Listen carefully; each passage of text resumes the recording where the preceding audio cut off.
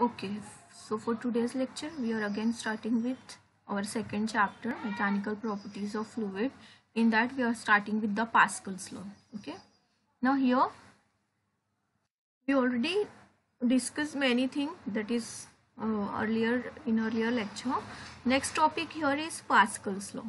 This Pascal's law actually relates the pressure of the 2 points in incompressible static fluid. Okay. That is what here it will relate the pressure of 2 points in incompressible static fluid. Okay, incompressible means what? The fluid which is having constant density. Okay, but we already know in reality no thing like incompressible fluid exists, because there will be always change in density of the fluid. Okay, so when we are using the term incompressible fluid, means the change in density with pressure is very small, so that it can be neglected, so that we will consider density as constant, so we are calling the fluid as incompressible fluid. Okay, static means fluid at rest. Okay, the fluid which is having zero velocity, which is at rest, is known as static fluid. So for that incompressible static fluid, we are relating the pressure of 2 points of the fluid. So this is given by Pascal's law. Okay. Now here, the statement: the pressure applied at any point of an enclosed fluid at rest is transmitted equally and undiminished to every point of the fluid and also on the wall of the container, provided the effect of gravity is neglected. Okay, what is given in the statement? When you consider certain incompressible static fluid, that is the fluid which is at rest, for that fluid, if pressure is applied at any point, that pressure will be transmitted equally throughout the fluid at each and every point of the fluid and on the wall of the container. Okay, and condition here we consider that we are neglecting the effect of gravity, so that we are getting constant pressure at all the points of the fluid. Okay, so explanation here we can consider. Suppose we consider incompressible fluid enclosed in a container. This container here, we are applying the pressure at the top of the container, which is transmitted equally throughout the fluid inside the container and to the wall of the container. So what we are doing here, we are measuring the pressure at 5 different points using certain pressure gauge. Okay, so if you consider here, all these 5 pressure gauge will show the same reading, because this applied pressure is transmitted equally throughout the fluid at every point of the fluid and to the wall of the container. Okay, so this is nothing but explanation of Pascal's law. Again here, if we consider experimental proof of Pascal's law, you will consider here a vessel which is having 4 arms. For this vessel, it is all the arms are fitted with weightless, frictionless piston. All these pistons are having surface area A, 2A, 3A and A by 2. So the arms A, B, C, D are here fitted with the piston. Okay. Now what next here? Incompressible fluid is filled in the container, in the vessel. So what will happen when the force F is applied on the on the arm A for the piston which is having surface area A, the pressure will be F upon A. So this F upon A is the applied pressure for the piston A or for the arm A. What next? This pressure will be equally transmitted throughout the fluid, so that this pressure will be exerted to all other here arms, so that they will get shifted, the piston will get shifted in outward direction. To maintain the position of piston, we are requiring a force. So here we are requiring 2F, here we are requiring force 3F and here F by 2. Why we are requiring? How you are deciding the value of forces here? Because we already know the pressure at all these points will be same, that is F upon A. How you are writing here? Pressure for the B point, if you are writing here for the B, So we are writing force upon cross sectional area. Force is 2F, area is 2A. So F upon A, 2 cancel, and this is pressure P, which is inward pressure here, which is applied pressure. Similarly for C, PC will be again force per unit cross sectional area. For C, this is 3F and 3A. So 3F divided by 3A, 3 you will cancel, F upon A, that is again a pressure P, which is applied here, F upon A. Again for D point, for the D piston, force of per unit cross sectional area, F by 2 divided by A by 2. Upon 2 you will cancel, F upon A, that is the pressure.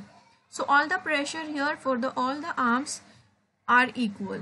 So this is nothing but showing the proof of Pascal's law. Now here you will consider different applications of Pascal's law. So one application that is very simple we are using in our real life, that is squeezing of toothpaste. When we squeeze toothpaste, this toothpaste is nothing but a fluid.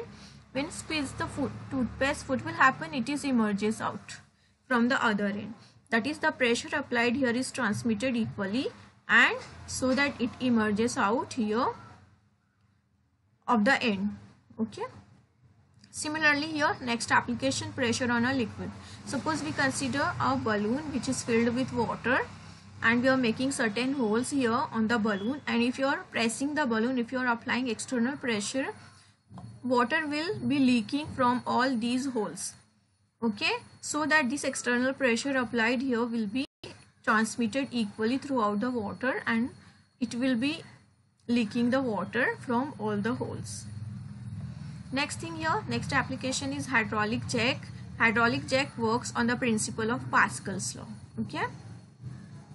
Now here, next is hydraulic lift. What is the use of lift? We are using lift for lifting the heavy objects such as car, truck, etc. for repairing or washing purpose. For this hydraulic lift, we consider actually a very huge cylinder, very huge tank, which is actually made up of two cylinders, narrow cylinder and wide cylinder, which are connected at the base.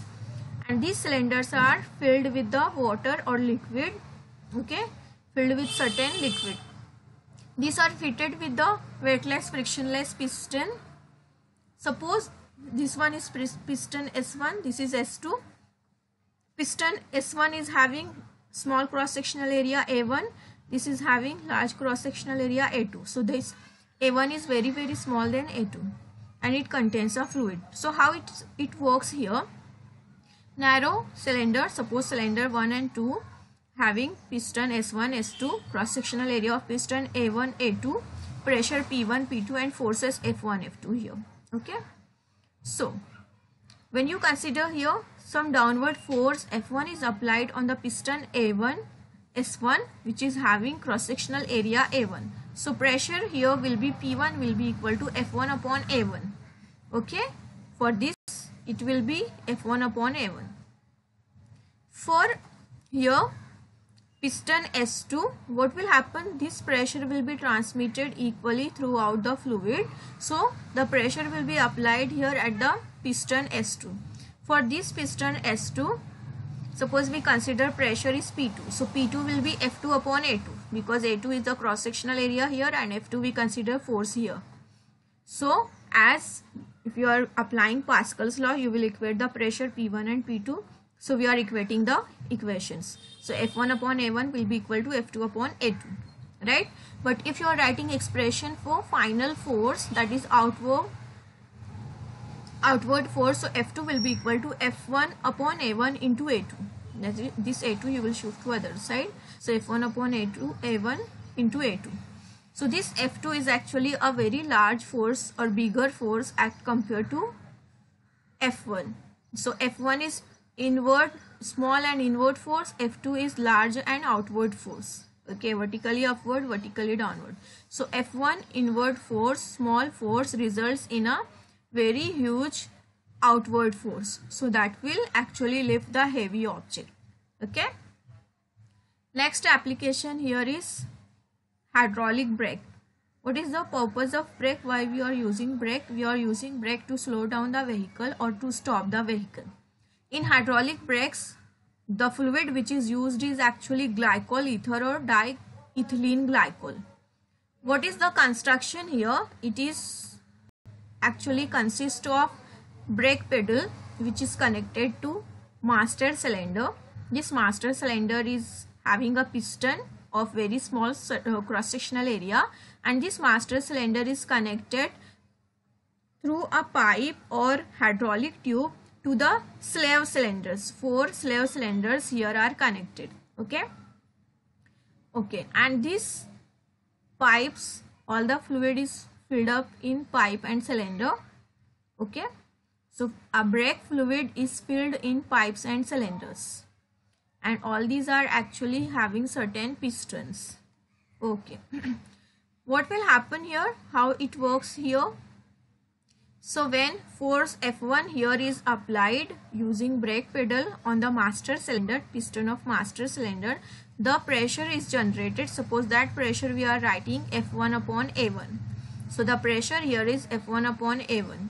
So this pressure is transmitted undiminished or equally throughout the system. So pressure will be transmitted throughout the system, that is through the hydraulic tubes and through all 4 slave cylinders. So the force F2 on slave cylinder, that is the force F2 on all slave cylinders, will be F2 equal to P into A2, or you will write, just be seen here earlier, F1 upon A1 into A2, this one. Okay, so here A1 is very small as compared to A2, so this F1 force will results in a large amount of force which will push the piston of all slave cylinders against the rotating disc, and this is actually connected to the wheel. So it will oppose the motion of wheel and it will slow down or it will stop. Okay, so this force, that is small force, result in a huge force, and that huge force actually push the piston of the slave cylinders so that the friction pads against the rotating disc which is connected to the wheel. Okay, so vehicle stops or slows down. Okay, so this is the actually working of hydraulic brake. Now here are the certain instruments which are used to measure the pressure. So the instrument used to measure pressure are called as pressure gauge or pressure meters or vacuum gauge. So we are considering open tube manometer, which is used to measure the pressure of gas in a container, and next is mercury barometer, which is used to measure the atmospheric pressure. Okay, now we are starting with mercury barometer. What is mercury barometer? What we are taking here, we are taking a glass tube closed at one end. It is filled with the mercury up to its rim. Okay, up to its brim, and it is inverted into a dish containing mercury. We are filling this glass tube, okay, with a mercury, and we are inverting this glass tube in a certain dish which is containing mercury. So what will happen here? Some mercury spills in the dish, so that here at the upper part of the glass tube the gap is observed. So this gap is known as Torricelli's vacuum. Okay, so what we have to do, we have to determine the pressure here at the Torricelli's vacuum. But here pressure, because it is we consider vacuum, the pressure will be 0. So PA is 0. So pressure at point A is 0. Now here pressure at point C, because this point C is actually in contact with the atmosphere. So pressure at point C will be atmospheric pressure, PC will be equal to P0. Now pressure at B and C will be equal, because according to Pascal's law the pressure will be transmitted throughout the fluid equally. So the pressure at C will be equal to pressure at B. So this pressure at C and B, which is nothing but atmospheric pressure P0. Now if we are applying the formula for liquid column, pressure of liquid column or pressure due to liquid column, this liquid column is suppose having height h. For that we are writing here expression P2 equal to P1 plus rho Hg. This we already derived. Okay, so we are changing the notation now. P2 is nothing but pressure at B, which is nothing but atmospheric pressure. P1 is the pressure, which is the pressure at A, which is actually 0. So P0 will be equal to 0 plus rho Hg. So P0 equal to rho Hg. That is, by using this formula you can directly measure the atmospheric pressure. So you can determine atmospheric pressure using the formula rho Hg. Okay. So mercury barometer is used to measure the atmospheric pressure. Next is open tube manometer. This instrument is used to measure the pressure of gas in a container. What is it taken here? It is consist of actually U-shaped tube and a container. Two part of the system here is container, which is connected to U-shaped tube. U-shaped tube is actually partially filled with the low density liquid, which can be water or which can be kerosene. One end of the tube is open to the atmosphere and other end is connected to the container D. So it is the container where gas is filled, whose pressure is to be measured. Okay, so what will happen here now?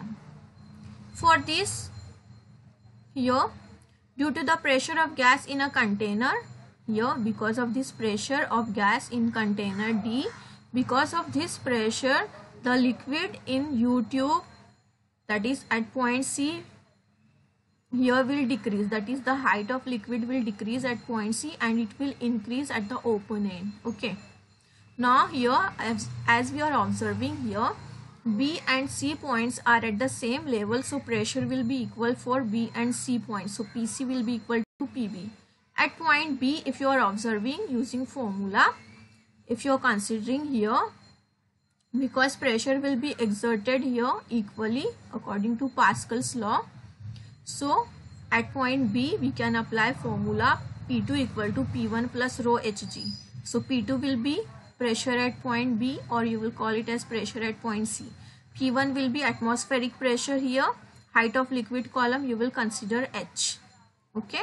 So again our formula will become PC equal to or PB equal to P0 plus rho Hg. Okay.